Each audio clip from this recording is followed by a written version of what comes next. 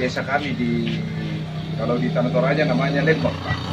Jadi ini kompos ini terbuat dari beberapa unsur, mulai dari daun-daunan kayu yang segar itu, seperti ini daun gamal namanya di kampung kami, di desa kami.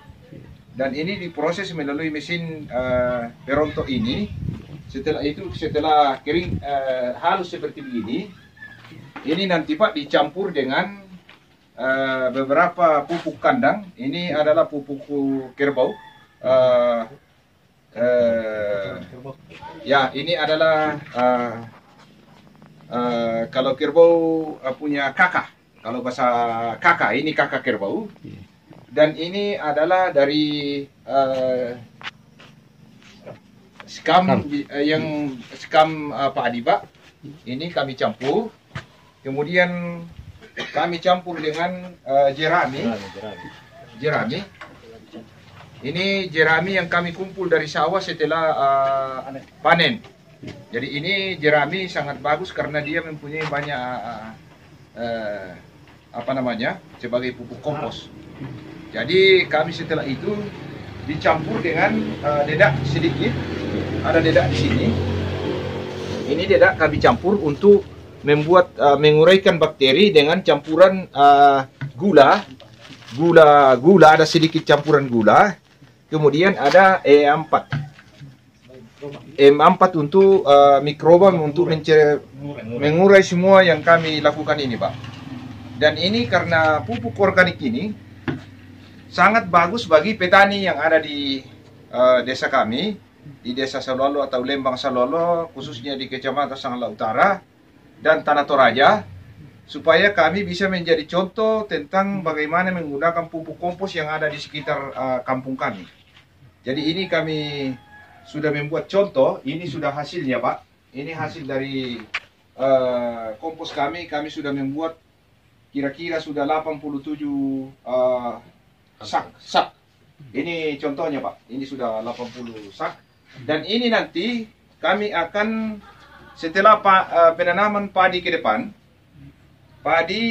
kami akan memakai pupuk organik ini untuk padi Toraja, lokal padi Toraja.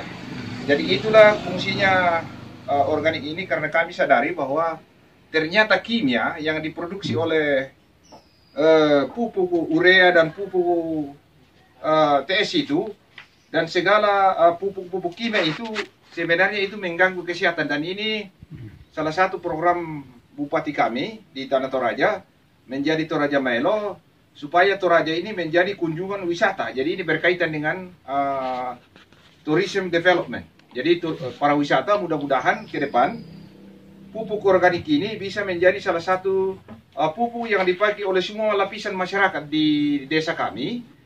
Contoh tanaman sayur, padi, di kebun, atau bunga, dan apa saja yang dikonsumsi.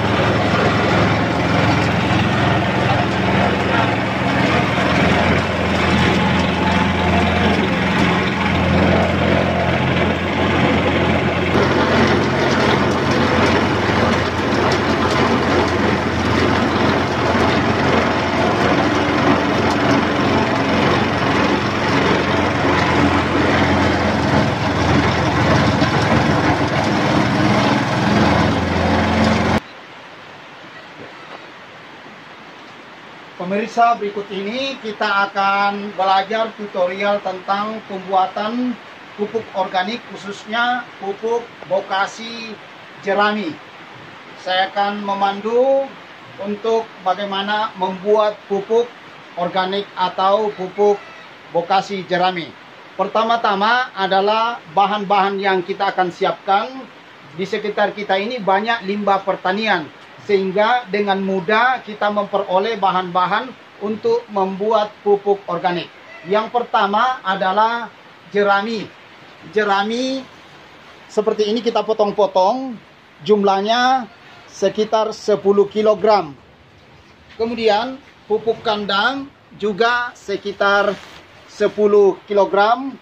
Kemudian sekam yang sudah hampir lapuk sekitar 10 kilogram. Kemudian hijauan yang telah kita cacah. Hijauan ini bisa diambil dari gamal maupun kaliandra atau hijauan dari leguminosa. Nah, berikut adalah kita menggunakan dedak sekitar 5 kilo. Kemudian EM4 kita pakai 100 ml. Kemudian gula pasir 100 gram. Kemudian air kita siapkan secukupnya. Nah, mari kita timbang dulu bahan-bahan yang akan kita gunakan. Pertama kali adalah dedak. Nah, dedak kita timbang sekitar 5 kilo. Ya, ini sudah menunjukkan angka sekitar 5 kilo.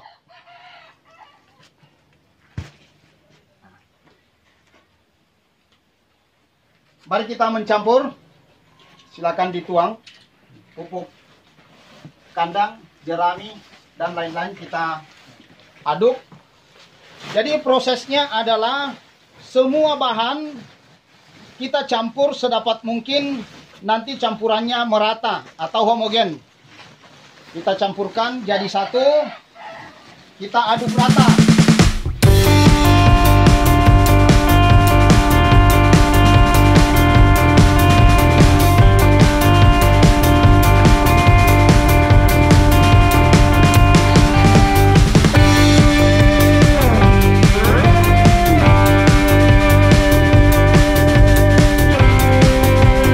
Kemudian kita tambahkan bagian atasnya dedak.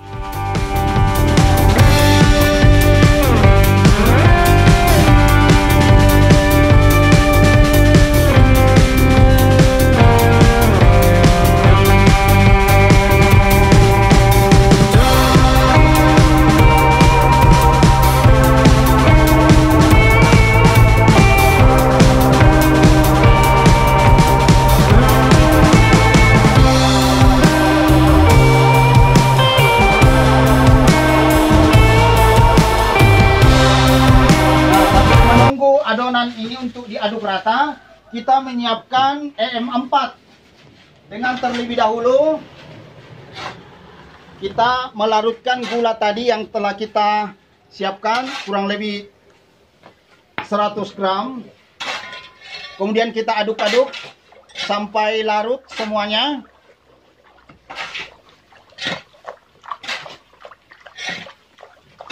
Setelah gulanya larut, kita tambahkan EM4 kurang lebih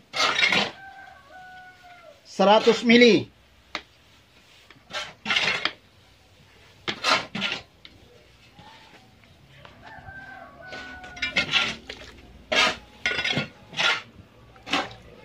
Nah, mungkin kalau kita bisa menyiapkan fungsi yang sama, misalnya dari Biostarter, Bioplus,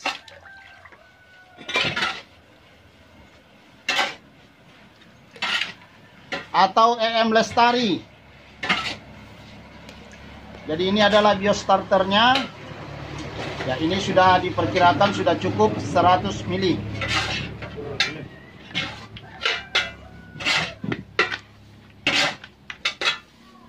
Nah, sekali lagi kita aduk.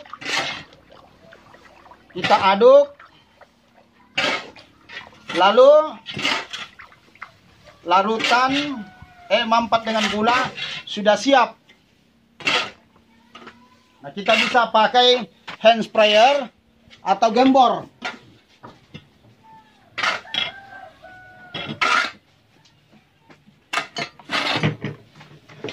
Ya, pastikan hand sprayernya ini bukan bekas tempat memakai herbisida atau pestisida. Jadi pastikan hand sprayernya ini adalah tidak tercemar dengan pestisida maupun herbisida.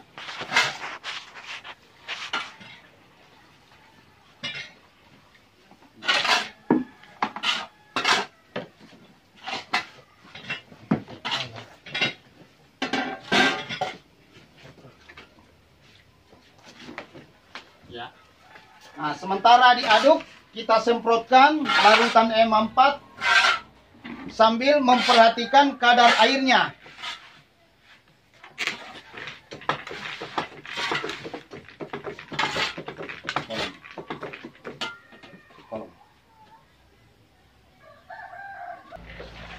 Sambil diaduk, sambil kita semprotkan larutan EM4 ya.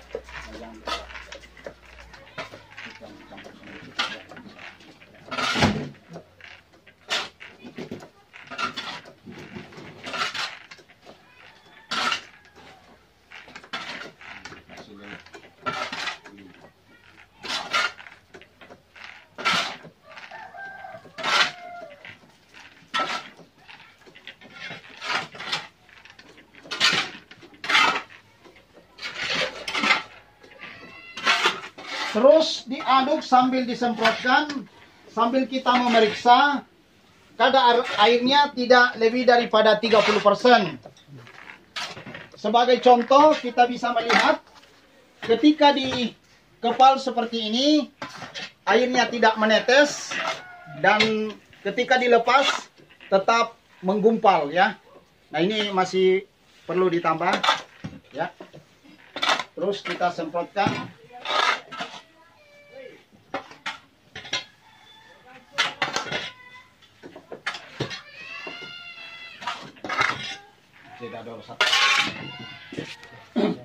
Jadi sekarang kita akan membuat gundukan. Sedapat mungkin gundukan ini tidak lebih daripada 30 cm, antara 20 sampai 30 cm. Pastikan bahwa kadar air ini tidak lebih daripada 30%, atau dengan cara seperti ini kita mengepal ya, menggenggam, pastikan tidak ada air menetes, dan ketika kita lepaskan maka tetap menggumpal. Nah, ini sudah kurang lebih 30% kadar airnya. Nah, mari kita buat gundukan setinggi kurang lebih 30, maksimal 30 cm.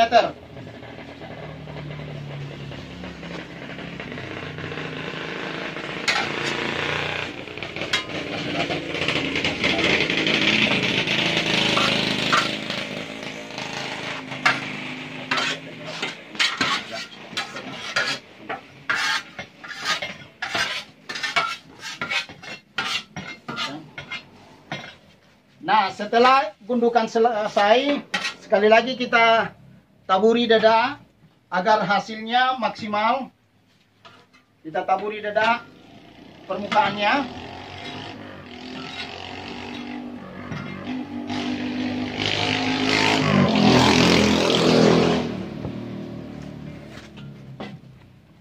Ya, cukup. Lalu kita sekali lagi semprotkan permukaan paling atas dengan EM4.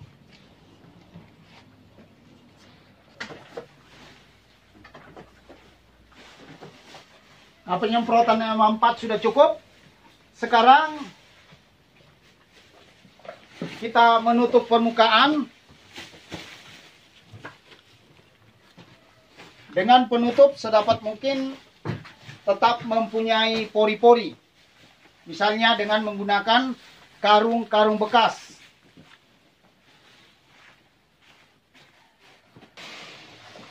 Nah, setelah menutup permukaan ini, maka kita akan mengecek 2-3 hari setelah proses ini untuk memastikan suhunya tidak lebih daripada 50 derajat Celcius. Ketika suhunya terlalu panas, ada kemungkinan bokasi yang kita buat akan membusuk. Oleh karena itu mungkin dibutuhkan pembalikan. Pembalikan setiap 2 atau 3 hari. Jaga suhunya tidak lebih daripada 50 derajat Celcius. Nah, itu kita lakukan sampai kurang lebih 2 minggu. Setelah 2 minggu, maka kompos akan selesai proses fermentasinya, maka jadilah bokasi jerami yang hasilnya kita bisa lihat seperti contoh seperti ini. Ini adalah bokasi jerami padi yang sudah selesai fermentasi dan siap untuk digunakan. Nah, ini adalah hasil yang telah dikemas dan siap untuk didistribusikan.